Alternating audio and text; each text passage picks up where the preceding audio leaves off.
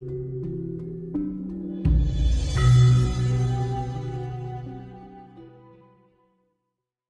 menungso sak donya iki kedunungan kuwasa, juga menguasai. Lah kenapa kok sik goleki Gusti Allah?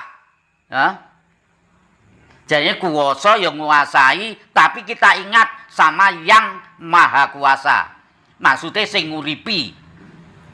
Lah ndek kenane kan wis tak omongne to lek kepengin cetuk Gusti Allah. Nggih. Sing iso ngubahne wit-witan karo sing iso ngubahne menungso. Lha yen nang menungso jenenge ambekan iki kan. Ya kuwi sing diarani Gusti Allah. Arepe digoleki sing endi neh. Contone sing mlebu metu ki segala-galane. Pinter sundul langit ditinggal sing mlebu metu pintere ilang le. Wis jelas kuwi ya. Mbah, kata tiang niku mengartikan Tuhan niku kan banyak beberapa versi Mbah nggih. Wonten Tuhan niku wujude sinar.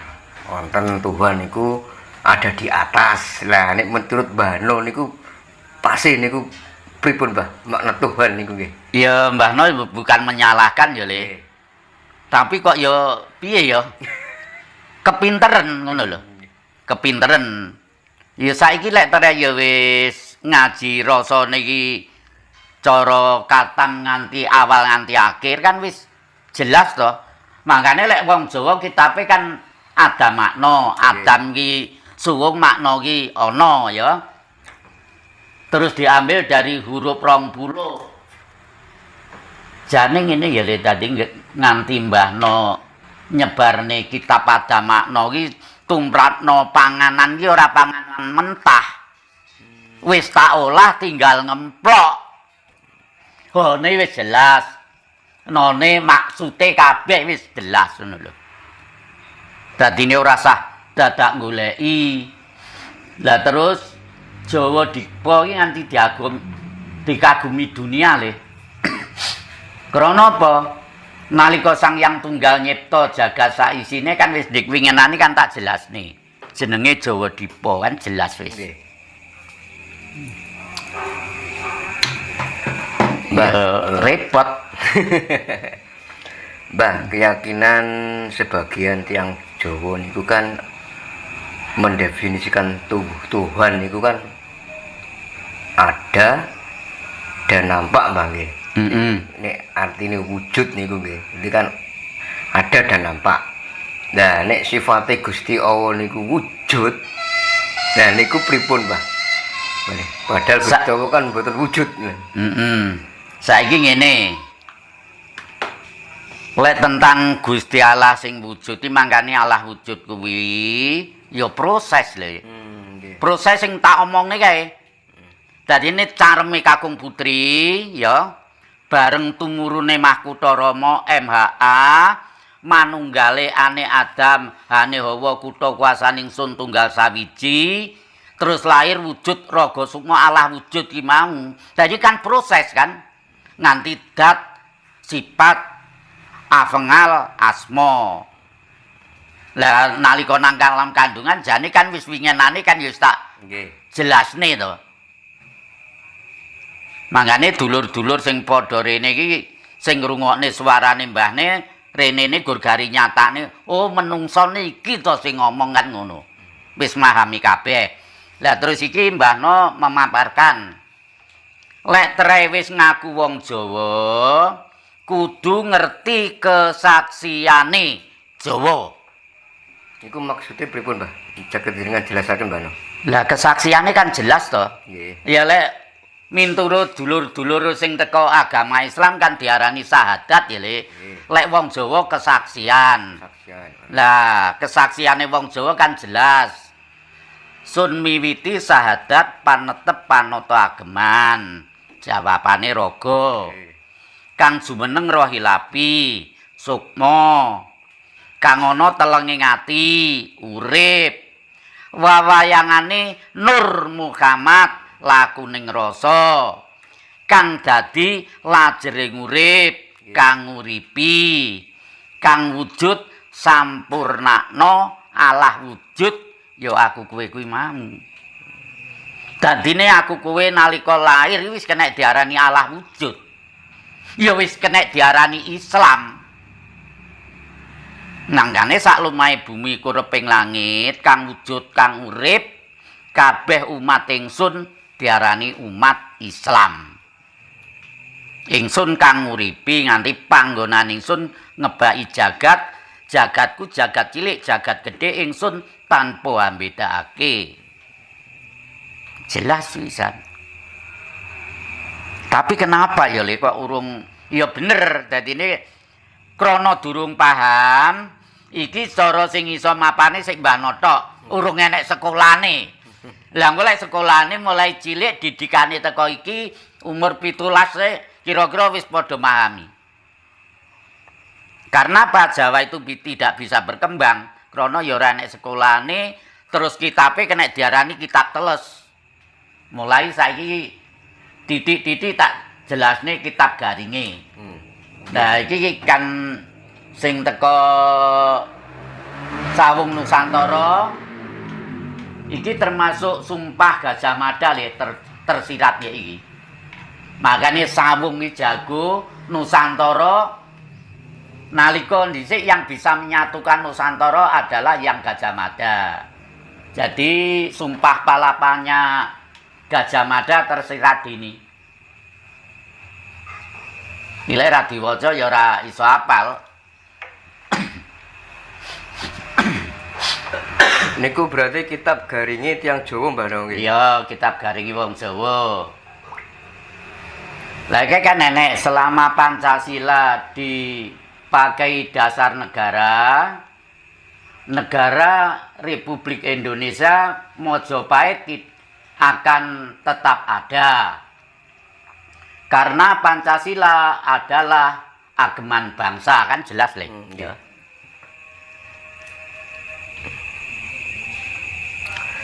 Jadi Pancasila mulai Mojopahit itu udah terbentuk Pancasila. Gitu loh.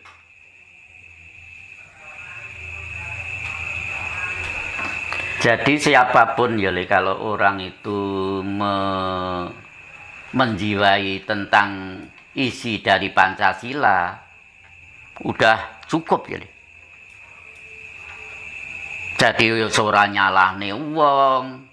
Kira-kira lek wis kabeh iki mendalami tentang Pancasila, lahir karo batine, ya sararane sing dipelajari isi Pancasila ya sampai dijiwai. Kira-kira ora enek maling kok Le.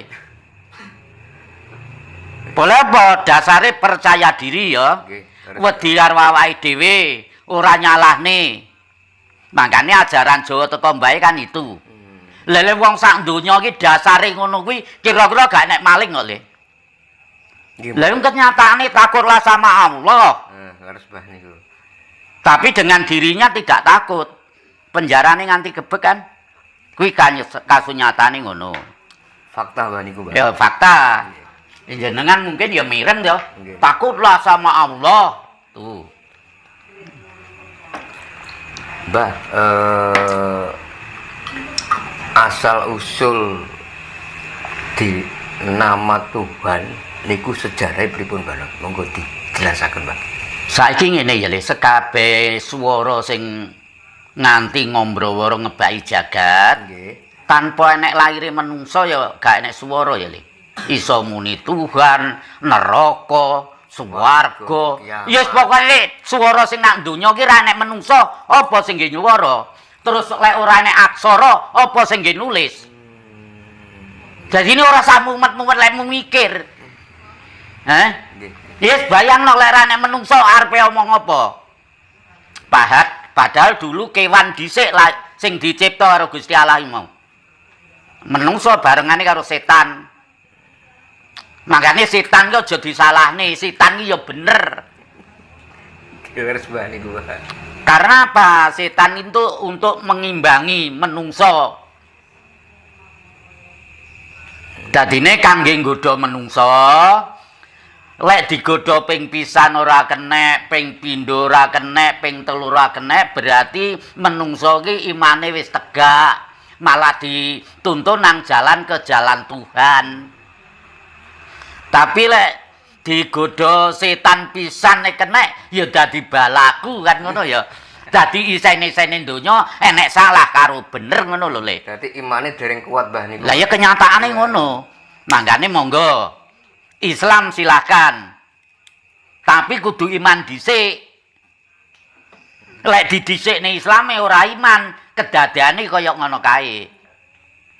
Nyalahne kancane, ngapirne kancane kan gitu ya. Lek diarani kepinteran ora gelem kan ngono kan. Nggih. Tapi ya kuwi Mbah No ya ora wani nyalahne lho Le. Trayu digawe ngono kok. Tapi sakjane salah kan resiko kan nanggung dhewe to. Mbah, ten gene salah satu agama niku kan wonten sing dinamakan niku nabi nggih. Nabi niku kan manusia pilihan. Ya. Lah pripun carane Tuhan niku untuk menentukan manusia pilihan terus nabi ngoten niku, Mbah? Ya saiki ngene ya Le. Dadine ya manusia bisa untuk pilihan. Tapi apa ya onek to menungso sak donya sing gak tahu salah. Wis jawabane Mbah No itu. Niku Mbah nggih. Kira-kira enek menungso sing sak donya gak tahu salah, gek ora tahu jinah, enek ora? Ayo. Sedaya Menungso sak donya ki mau wis kinodrat ya Le. nggih. Kinantelan salah karo bener nalika bayi lahir cenger kan wis jelas ya kodho alame. Nangis karo guyu. Wis jelas antarane bungah karo susah, lara penak, bejo cilaka, kan? Ngono lho. Lah sampean percaya apa lek Nabi Muhammad ki lahir? Ten ngajine nggih percaya Mbah No. Ya lek kula percaya, anane percaya kan setiap dina kelahirane diperingati harus dulur-dulur kuwi ya. Nggih. Nganti bocah cilik nggak sakmene nganti apal ya Le. Jelas ya tekoki lahire Muhammad, Kanjeng Nabi Muhammad kan dinane Senin. Bulane Maulud, taune Gajah, bapaknya Abdullah, bojone Aminah kan jelas kan lahir. Bener lahir. Lah terus lek kepercayaan orang Jawa, di mana kita berlahir, ya disitulah letak tanah sucimu. Lah lek nggih kono jelas Le, lahir Muhammad nang Mekah, jadi sana itu tanah sucine Nabi Muhammad. Lah lek aku kowe lahir nang tanah Pulo Jawa, tanah sucine ya tanah Pulo Jawa.